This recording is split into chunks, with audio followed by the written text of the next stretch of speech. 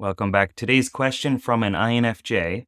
I'm an INFJ feeling overwhelmed by absorbing emotions. How do I protect my energy? What's up, legend? It's Sherman here from Geek Psychology, where I help geeks, gamers, and creatives to leverage their personality type, to live into their strengths, to cover up, shore up some of those weaknesses, and to be motivated to go out there and heroically live your life and impact the world.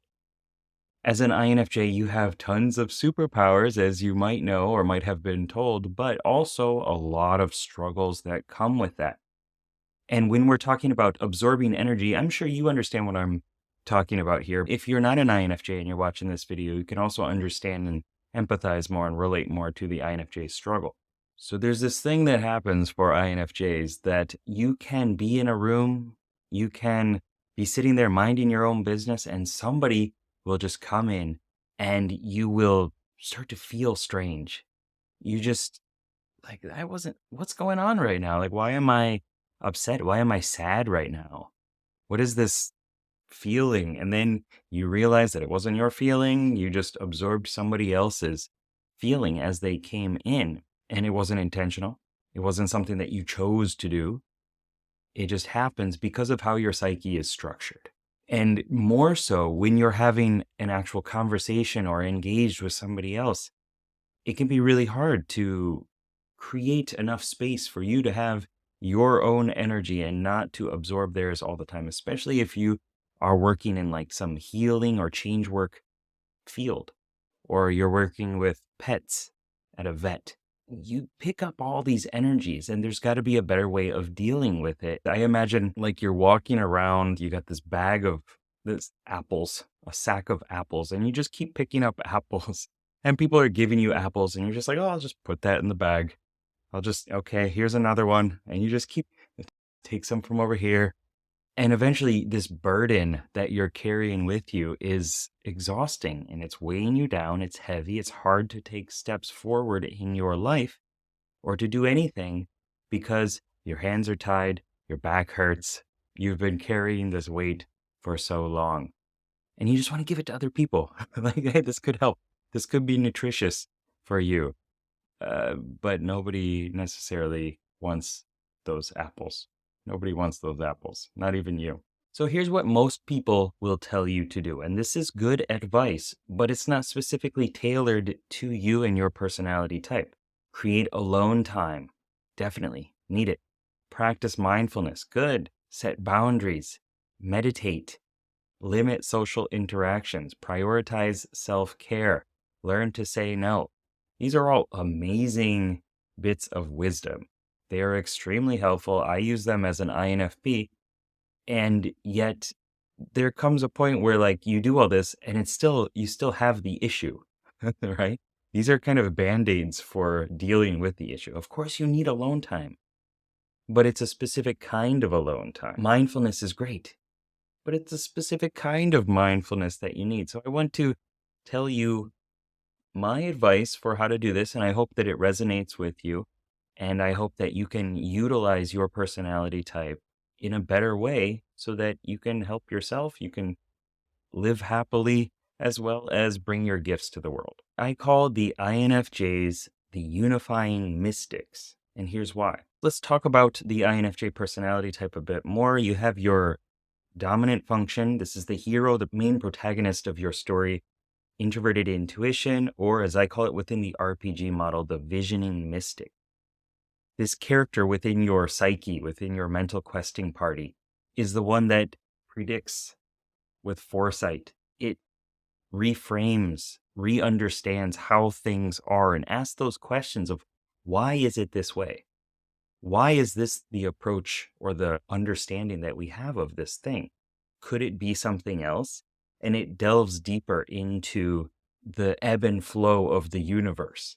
And this mystic gets amazing insights from the world, just absorbing what is going on around and sifting through it to come out with this insight that is truly high level. And yet it's not something that you can force.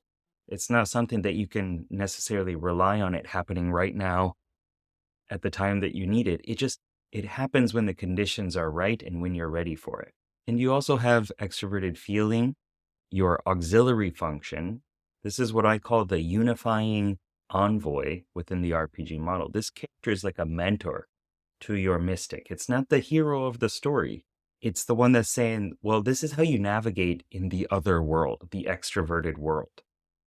And it's giving you advice on how to proactively support people, to help people to meet their needs, to understand the values that other people are having and understand the culture. And it is a really cool character, a very helpful character, but it's also quite taxing. Our auxiliary function is taxing because it's in the other world. It's like, oh, I don't want to do that thing. That's so tiring for me to do, and it takes up all my energy. But it also is the highest leverageable point for growth. And it's something that will transform your life if you can build enough skills and appreciation for that character. So now you've heard about two of these different characters. And when we talk about what you can do, let's utilize those. Use your personality type to overcome your obstacles. First, embrace group energy dynamics to amplify shared positivity. So this sounds quite difficult and it might sound quite scary as well.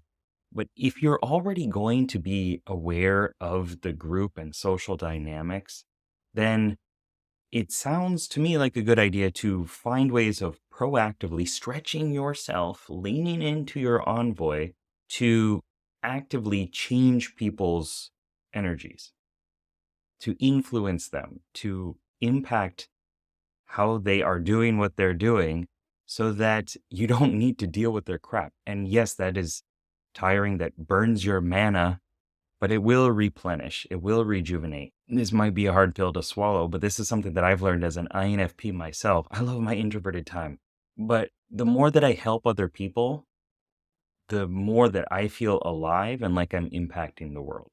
And so if you find a way to deal with these group dynamics and subtly or overtly impact them, you should be able to clean up some of that negative energy so that you don't have to experience it as much.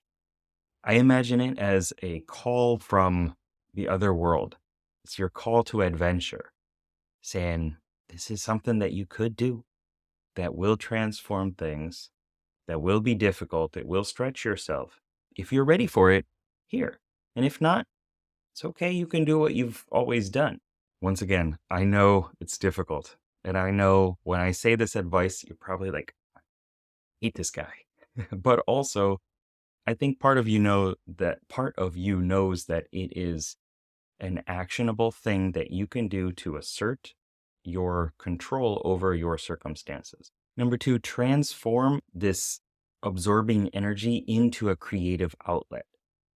If you're going to absorb it anyway, then why not put it into something that is beneficial for you? It's a creative exploration of self, of maybe sharing a message with the world that you find valuable, that you find important, that you know will unify or shape the world. And it could be a podcast. If you're feeling very strong about something, then make sure that you express it. Could be art, music, dance, any other different outlet. But make sure that you're doing something with it. Because the way that I'm thinking about this energy issue right now is you're absorbing it, but there's no place to put it. There's no way of offering it or letting it out. So finding that way and doing something like that through a creative pursuit, to me, seems like a very good idea. If you write a story about what happened and you can make it a little bit more fantasy related, create some characters around it. This is something that I tell to INFPs as well within the INFP masterclass, is we don't make decisions with logic and objective focused and tracking ROI and results. So utilize our emotions to set goals and to track things. And there are a bunch of different strategies within that. And I'm not pitching that to you or anything because you're an INFJ, but it's about utilizing our strengths in the best way that we can. And you have a superpower with understanding and absorbing other people's emotions and energies and translating that into proactive peopling. Number 3, develop an energy management system. Track over your history, your past, what has worked for you, and kind of put those as tools in your toolkit.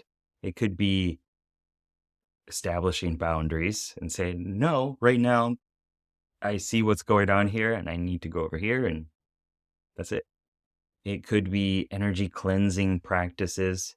I've been taking a course from Mind Valley called Duality. And within it, he talks a lot about your aura. And imagine putting a rose out within arm's length.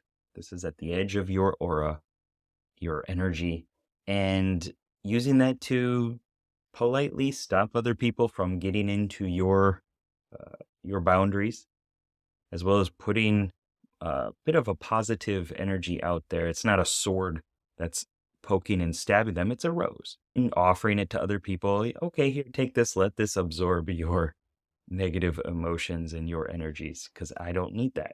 It's not for me. And imagine cleansing it and taking it out. If you're not into that type of stuff, then that's okay too. But it has been quite helpful for me.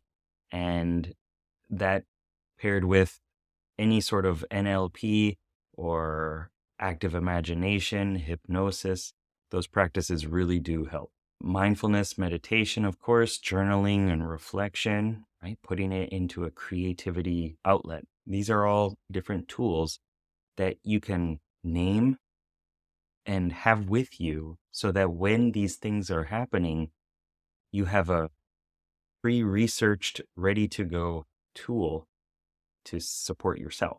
Even if it's a walk in nature, that's a really good one. If you're feeling overwhelmed by all these energies and you can do it, go for a walk. Allow your NI to process and do what it needs to do to find the meaning, the understanding, the insight from this energy that it's signaling for you. Next, cultivate an emotional support network. You've got friends, you've got hopefully family that are there for you as well. If you need to reach out to somebody, reach out to somebody. And if you don't have them, then go get a therapist or somebody that can help you. There's no shame in it of having somebody support you and care for you. Or I'm sure if you go out on a site like Reddit or find another INFJ support group, they can help you with that stuff too. And last, harness your energy fluctuations for insights and self-discovery. I mentioned this a little bit within the management toolkit. There are things that you can do to hopefully speed up the processing time of your unconscious mind and allow for insights to happen. And I go by the thought process that when I'm having an emotion or doing an emotion, then it is trying to signal to me that I should take an action on something. It's signaling to me that something is important within this. And I know it is my emotion, I am creating it. But when those things are happening, I would rather wrap it with gratitude and turn it into something that can support my personal growth. So things like going for a walk, being out in nature, grounding yourself, going into a closet, turning off the light, allowing the sensory overload and overwhelm to stop, taking a shower, listening to the right kind of music, binaural beats, self-hypnosis. There are many different things that you can do to speed up that processing time and to have that insight. And then hopefully you can use that to better yourself or better the situation. And by doing that, you will feel more rejuvenated, you'll feel more activated, and you'll be able to live into your strengths as an INFJ. Because we need you. We need you as the unifying mystics to help us out and to give us a long-term vision for where we as a species can go and what we can do to better work with each other. If this video resonated with you, give it a like, share, subscribe. And if you really want to go another level deeper in this mindset of RPG, MBTI focused self-development, then check out Path of Heroes Academy, poha.geekpsychology.com, and you will learn about all 8 of these characters and gain more XP and skills around these characters so that you can have better problem solving, so that you can live more activated and have better intrapersonal rapport with these characters within your psyche. I wish you the best. Good luck. Have fun. Peace.